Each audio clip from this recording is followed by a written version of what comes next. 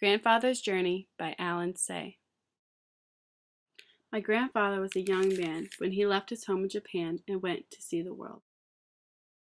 He wore European clothes for the first time and began his journey on a steamship. The Pacific Ocean astonished him. For 3 weeks he did not see land. When land finally appeared, it was the New World.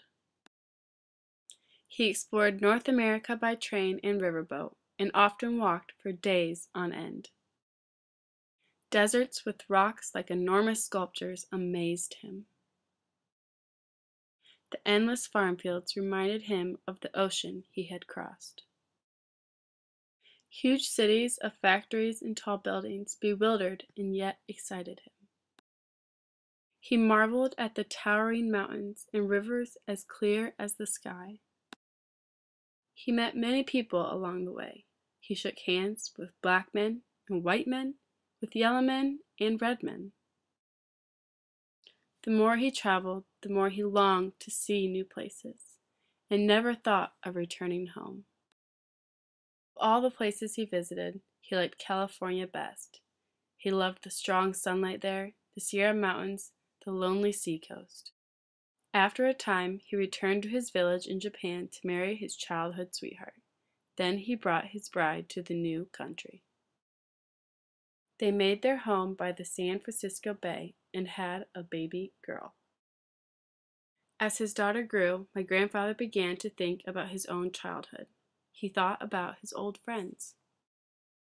He remembered the mountains and rivers of his home. He surrounded himself with songbirds, but he could not forget. Finally, when his daughter was nearly grown, he could wait no more. He took his family and returned to his homeland. Once again, he saw the mountains and rivers of his childhood. They were just as he had remembered them. Once again, he exchanged stories and laughed with his old friends. But the village was not a place for a daughter from San Francisco, so my grandfather bought a house in a large city nearby. There the young woman fell in love, married, and sometime later I was born. When I was a small boy, my favorite weekend was a visit to my grandfather's house. He told me many stories about California. He raised warblers and silver eyes, but he could not forget the mountains and rivers of California, so he planned a trip. But war began. Bombs fell from the sky and scattered our lives like leaves in a storm. When the war ended, there was nothing left of the city and of the house where my grandparents had lived.